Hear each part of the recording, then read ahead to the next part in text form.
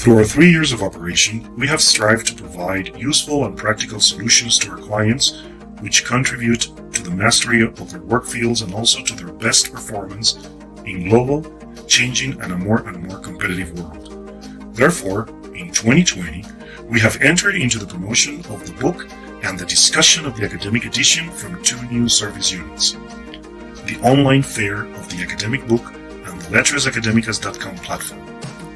As online fair of the academic book, in alliance with eLibro Colombia, we held the first OFAB from April 21st to May 6, 2020, with more than 125 events, the active participation of more than 200 domestic and international authors: Canada, Spain, Africa, Argentina, Mexico, among others, being Argentina the guest country.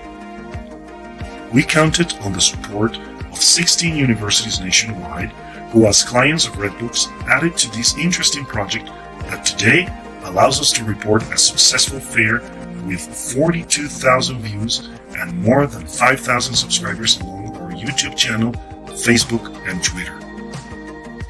Letras Académicas promotes the academic book through book releases, talks with authors, reading club, lectures, news, and permanent dialogue with the diverse cooperator labels, among others, mediated through technology and the global world.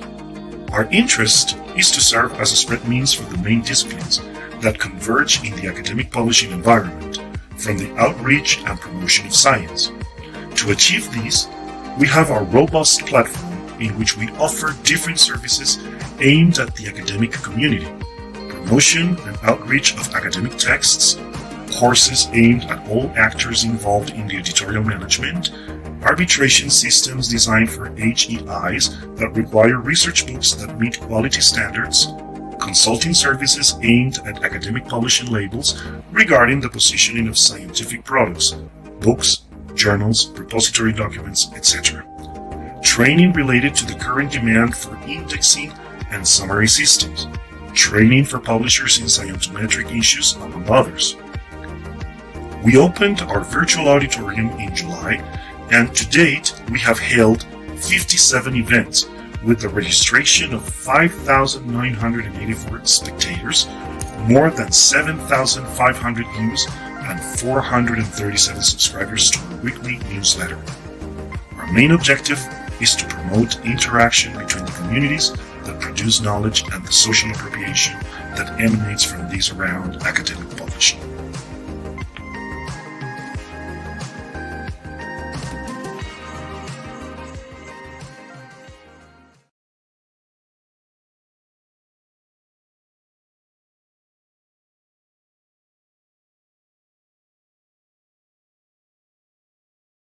To all of you who are connected with us today. My name is Leonardo Paipilla. I'm a professor at the Agustinian University located in Bogota, Colombia, in South America. I'm here on behalf of the Research Vice Presidency and the Agustinian University Press to share an important presentation of one of the latest releases by the Agustinian University Press. It is a real pleasure to join different audiences from all around the world to celebrate an important event such as the Frankfurt Book Fair, the largest and most important venue in the publishing industry, which this year will be held online due to the current global crisis. In this morning, I have the honor of hosting the presentation of one of our latest books, that is titled Sustainability and Environmental Awareness in the Cities of Abya, Yala, Latin America. This book studies the disturbing effects of continuous industrialization processes and current social dynamics over our planet, the environment, natural resources, and the future of humanity. With that in mind, this work proposes new insights on the creation of a vital network among actors, territories, and governors in order to better manage the practices and discourses of the sustainability approach in the cities of the region known as Latin America. But let the editors of this interesting book broaden the understanding of their proposal. For that, I welcome Professors Luis Gabriel Duquino and Sylvie Nail, who will be sharing with us information on this important book. Professor Duquino is an architect graduated from the National University of Colombia and is currently finishing his PhD studies at the Technological and Pedagogical University of Colombia. His research interests focus on environmental sustainability, social movements, and human geography. In addition, Professor Sylvie, who will be also with us today, teaches contemporary British studies in the Faculty of Languages and Culture at the University of Nantes in France. Her research focuses on the relationship of culture and policies with the environment in Europe and the Americas. Professor Luis Gabriel, welcome, and thank you very much for accepting our invitation today. Thank you very much, Leonardo. Good afternoon. My name is Luis Gabriel Duquino. I'm an academic editor of this book. Thank you very much for attending this presentation. I hope you enjoy it. We really appreciate it. Thank you very much, Professor Duquino. So I would like to welcome on the screen to Professor Sylvie Nail, who will be making the presentation of this new release by the Augustinian University Press. For all of you who are watching us and listening to us, you can make your questions, whether they be in Spanish or English, through our online chat, and at the end of the presentation, we will be more than glad to answer them. Professor Sylvie Nail, thank you very much and welcome. Thank you very much, Leonardo. Well, first of all, we'd like to thank the organizers for this invitation. We are really thrilled to be in Frankfurt, although virtually today. So what I'd like to do is also to take the opportunity to thank the University Agustiniana for publishing the book. It's really an honor, and we are very happy for this opportunity. So what I'd like to do in these few minutes is to present the context and the rationale of the book, what we wanted to do, and the final objective. So first of all, maybe for a bit of context, let's go back to a few recent events, if I may. Okay. Seem to have a problem with the PowerPoint presentation.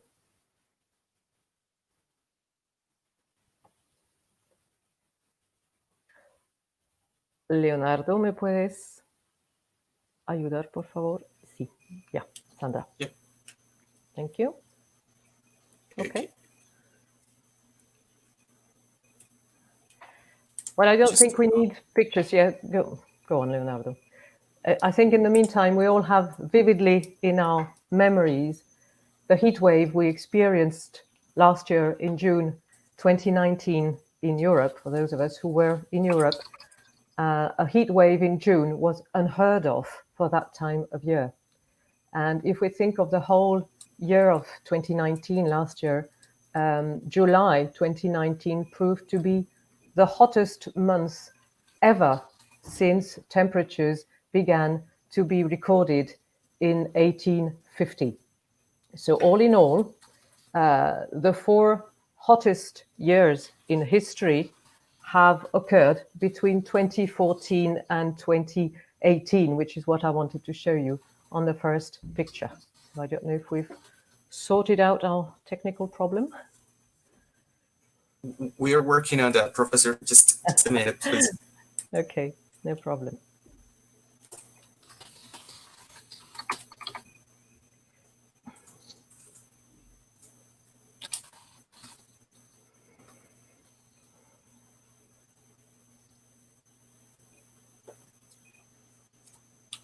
Well, I can continue with another element of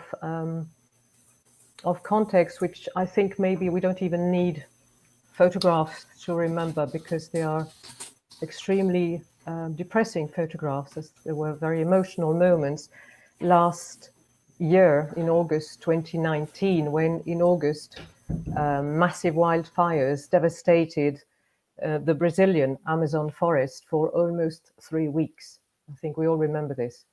So during the first 7 months of 2019, over 9,000 square kilometers of rainforest just disappeared, which was in 7 months more than all of what had occurred in 2018, the year before. So through these events, I still cannot quite manage to go through my slides, but it doesn't matter because I think we all have present in our minds many more such events which have occurred recently and which help us perceive that there are very strict limits, not to say failures, in our present model of civilization. That's it. Thank you very much. Do you want to pass the slides for me, or shall I do it? Okay, next slide, please.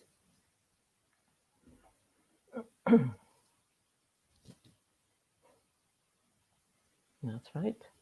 Okay, thanks. Can we go back one, please? Just go back one slide, please. So, as I was saying, through these events, thank you, we cannot help perceiving the limits, not to say the failures, of the present model of civilization which we live in, which is based on positivism, underlying science, and capitalism. The failures of this system in protecting what matters most, which is life in all its forms. And yet this model was supposed to promote the sustainability of life. So what are the bases of sustainability? Next slide, please.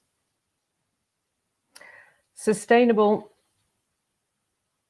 you. Sustainable development, which is the framework in which international institutions have operated since the 1990s, was originally a political idea connected to the current of ecological economics.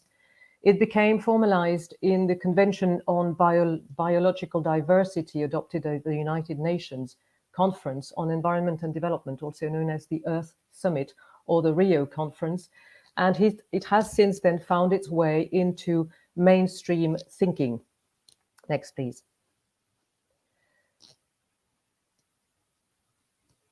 Thank you.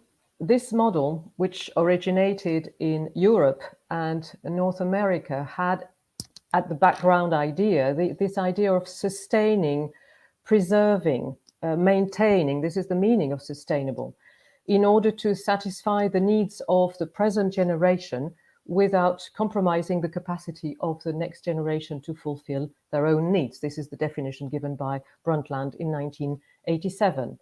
So in order to do so, the model attempts to balance three pillars, which are represented here as circles: an economic one, an ecological one, and a social one. Next, please.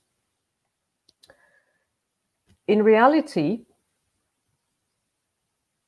what sustainable development promotes is based on a fallacy, which is the belief in infinite economic growth in a finite world, and the reliance on industry, technology, and capital to make it possible through supposedly increased efficiency.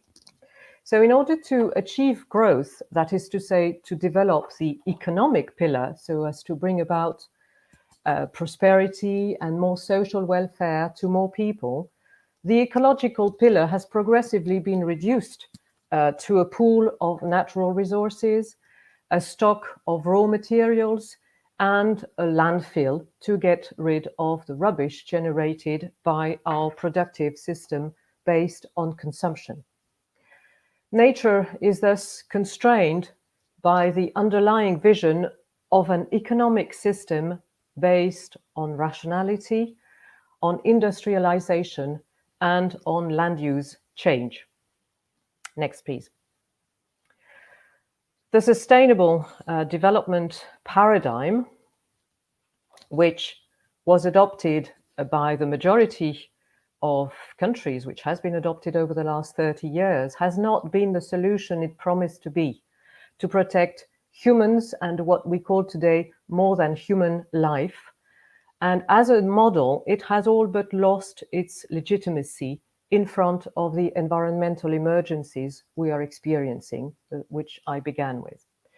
The reactions to the limits to the sustainable development model have been numerous, and they have come from all walks of life and all areas of research: philosophers, anthropologists, biologists, climatologists, health specialists, artists, among others. Next, please. More specifically, in our case, and I now come to the book, now that I have established the background. Can I have the next slide, please?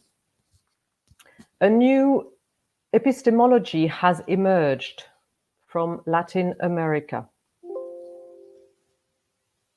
I'm waiting for, that's it, thank you.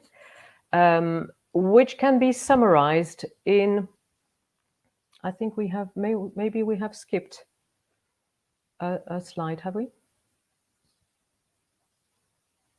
Can we go back one?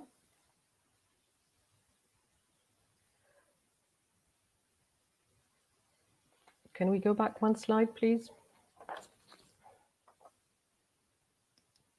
No, go back. All right, okay, so never mind. Go to well, just wait here, there's something odd in the slides, never mind. I wanted to show quotations, maybe there are two slides further. And I'll translate. I left them in Spanish because for those of you who can read Spanish, can you go one more? The next and the next, please. I wanted to read it to you.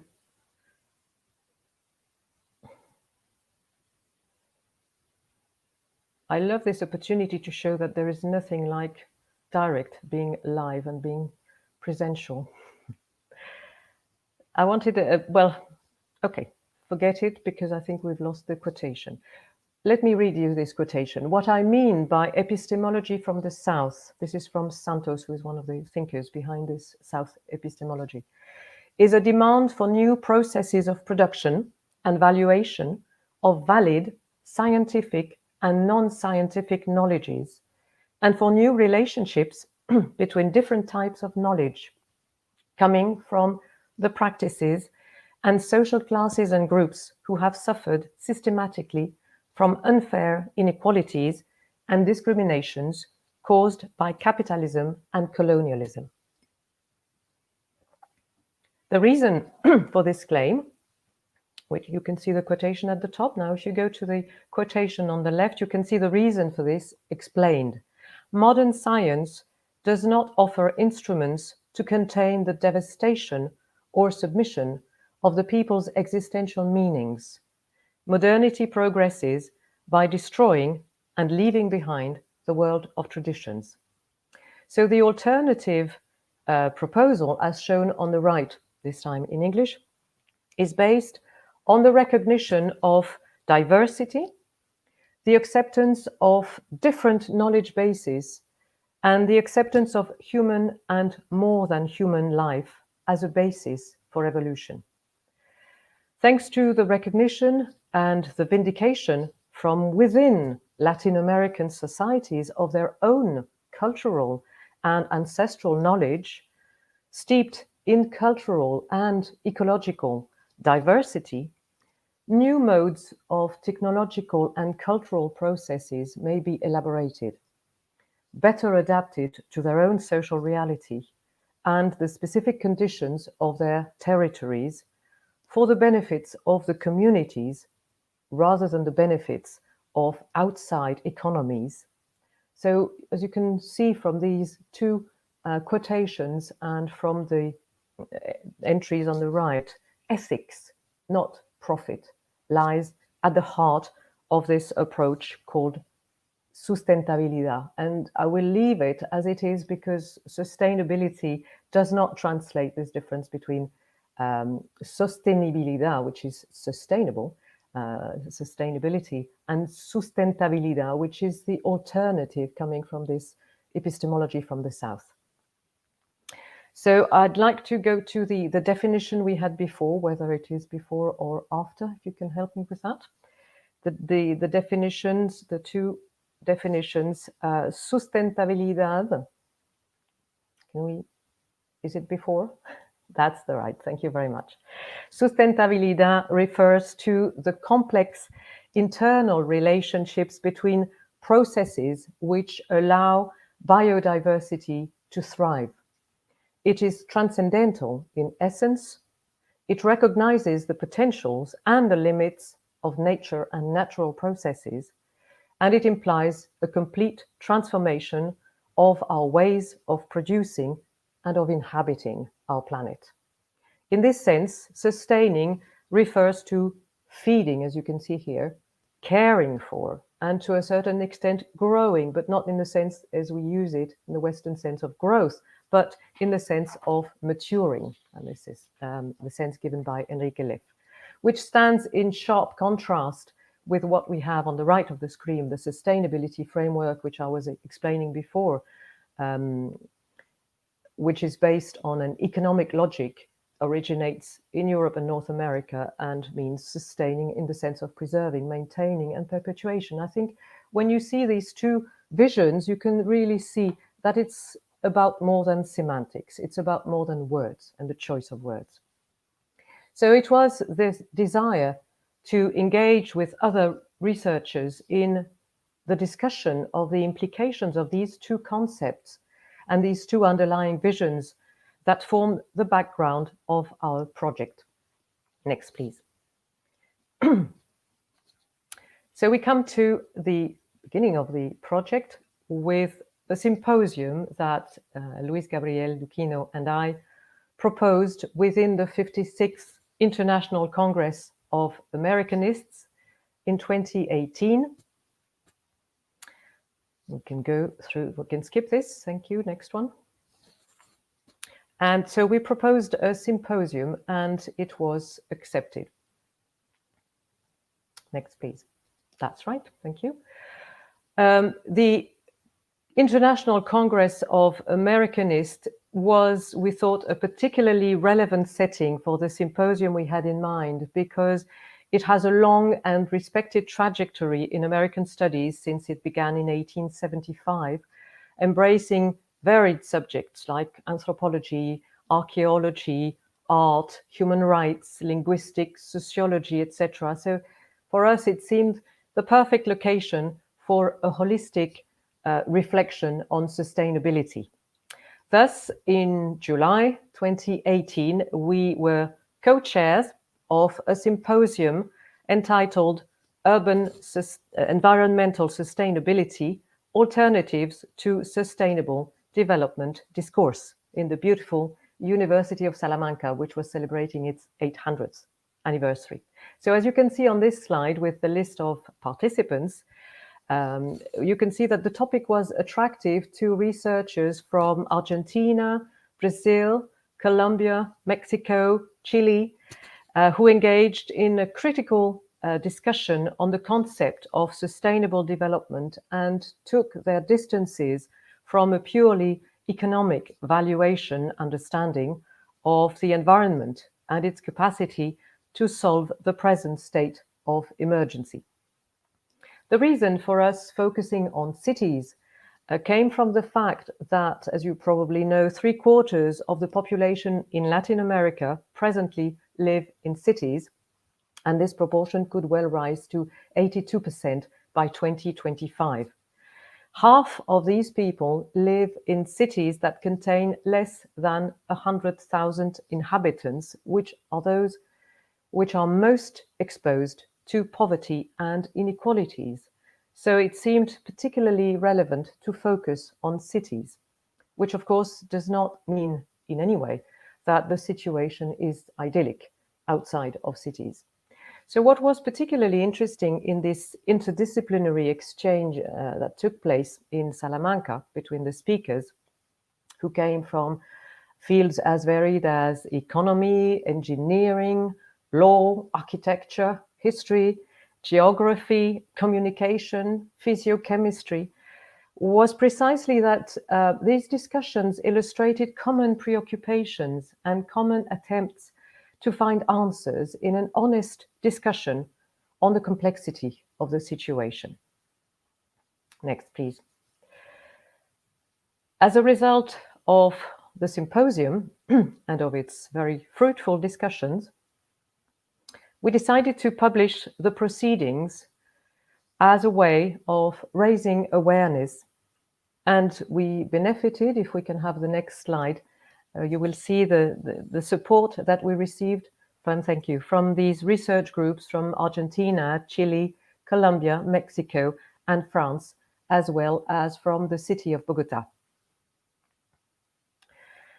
So in the next slide, you will see the cover of the book, which we decided to entitle, in the next slide, thank you, Sustainability, as Leonardo was saying at the beginning, Sustainability and Environmental Awareness in the Cities from Abya Yala. We decided to use the name Abya Yala in recognition of and in homage to another group of humans who lived in Latin America a long time ago and whose creative coexistence with their supporting environments provided a very different and we thought a very inspiring model.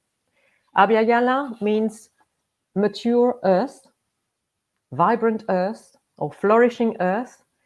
It is the term which was used by the Kuna, an indigenous people who lived in Colombia and Panama, in order to designate the territory of the American continent as they knew it then. It was the term in use when the Spaniards arrived. The inhabitants of Abya Yala were intensely connected with the land they inhabited, thanks to a solid cosmogony and an impressive awareness of their geographical surroundings. In the way they acted for close to 25,000 years before the Europeans landed, cultivated the land and interrelated with other forms of life in the Amazon region, they promoted the wealth of flora and fauna. So if we go to the next slide and have a look at the table of contents of the book, I'd like to explain how the book is organized along two lines. Thank you. The first line endeavors to present a conceptual perspective on the ambiguity underlying the terms sostenible and sustentable, sustainable and sustentable, above all in the economic sphere, which is the one that has come to dominate the discourse on sustainable development. The theoretical presentation of the concept of sustentabilidad and its relationship with local empowerment in the achievement of territories favorable to life constitutes the first chapter and is followed by two case studies which illustrate this concept. The first of these two case studies, for instance, analyzes documents from energy companies in Chile and concludes that they reveal the same ambiguity in their understanding of the objectives of sustainable development and Agenda 2030 that are to be found in many other countries. And the second line, which is what follows in the chapters, reviews models and indicators of urban environmental sustainability on the one hand, and also the results of the degradation of urban environments on the other hand.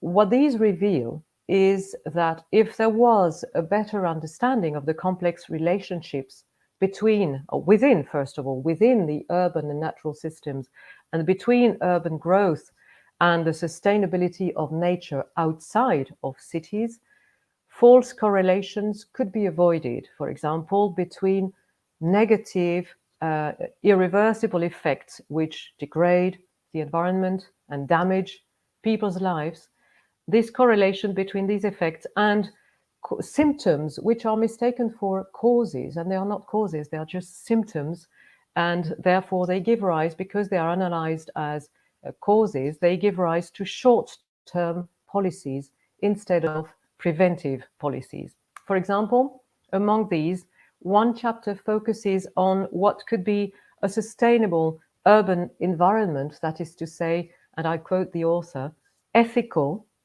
effective in the sense of healthy and equitable, resilient, flexible, psychologically satisfying, low in rubbish, and cooperative. And she studies this in relation to a case study on the present functioning of a city in Argentina.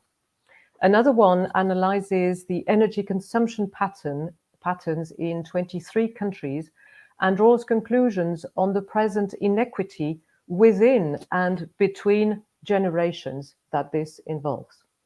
So I'm not going to review all the chapters, but just to summarize in a nutshell, you could say that the purpose of the book is twofold. Next slide, please. First, as I said, to provide a documented analysis of the structural relations between nature and cities, which reflect the failures of the sustainability framework for humankind and for nature.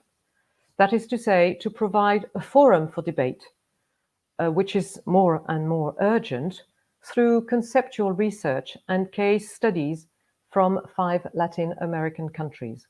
So in that sense, the series of chapters contributes to the corpus, the growing corpus of studies presented as alternatives to development proposals. It makes progress to overcome purely economic schematic views, and thus it recognizes the structure consolidated in recent decades in Latin America, where endogenous knowledge is connected to valued ancestral knowledge. And secondly, the second purpose of the book is to look forward through experience and through an interdisciplinary approach to dialogues that may serve as basis for public policies, new public policies, and also public reaction and maybe public resistance too. Next, please. I would like to finish on a suggestion. Next slide, please. What if we learned to function the way soils function? Thank you. We could argue that soils, which have sustained our lives since humans became sedentary, are a non-renewable resource. They have taken millions of years to form from the decomposition of rocks. And if they can renew themselves, it will take a very long time indeed. So care is the first element to preserve life. In order to be fertile, soils function in systems, as you can see on this picture. Systems that allow fertility. The different components take care of the others for their own good. For this to be possible, soils require diversity and complementarity, much more than they require competition. In the soil, nothing is ever lost. Everything fulfills a function and serves renovation and innovation purposes. So if we sum up, the keywords that have allowed us to have the soils we have and which we do not preserve well enough are systemic, diversity, renovation, and innovation, which are the same words that allow a system, any system, to be sustentable, sustainable and alive through time. Next slide, please. So in that sense, it is ironical that productive soils, can we have the next slide? It's quite ironical that the productive soils which have, thank you, sustained human life for such a long time should be destroyed under our very eyes by a system which claims to protect people from hunger. And here, this is an extract from an extremely interesting report dated 2013, if you want to check it up, called Wake Up Before It's Too Late. I'll leave you to think about this metaphor of the soil and the sustainable system strive to achieve. Last slide, please. I started this presentation with the context of last year. Let us finish with today's context. And remember that the pandemic, which obliges the Frankfurt Fair to be virtual today, and this pandemic, which has deeply disrupted, is caused by land use change linked to agricultural practices and the food production systems on an industrial scale, which disrupt wildlife.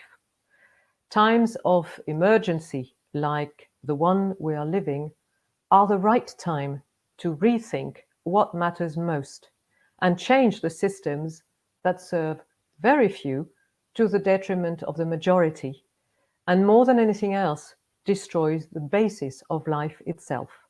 So in that sense, our book means to be a contribution to this debate. Let the debate continue. Next slide. Thank you very much for your attention. I would like now to hand over to Luis Gabriel to receive your comments and questions with the last slide. Thank you very much. I would like to translate this quotation you have on the left, which means that it's not healthy to be well adapted to a society which is profoundly diseased. Thank you very much. Professor Silve, we really appreciate your valuable participation and the key messages you have left us. You were very clear in mentioning that if we do not do something right now to prevent this from continuing, there will be a worse crisis in the future. And I would like also to highlight your message on the distinction of the traditional concept of sustainable development, and that you have been working and that you have published in this book, that it's a new concept worked from this region known as Latin America, that is known as sustentabilidad, which covers a broader understanding of the interaction of land, territories, and people. So thank you very much for your participation. I would like to thank also Professor Luis Gabriel for sharing with us today. And I think we will finish for today, not before just making an invitation for our next presentation that will be held in just a few minutes. Our next presentation will be taking place at 10:30 Colombian time and 5:30 p.m. Germany time. And it's on the book titled Film Studies in Latin America. So Professor Silvinel, once again, thank you very much for your participation. We hope to meet you personally in the future and share more messages from this important book you have published with the Augustinian University Press. Thank you very much, Professor Luis Gabriel. We really appreciate your participation. Thank you.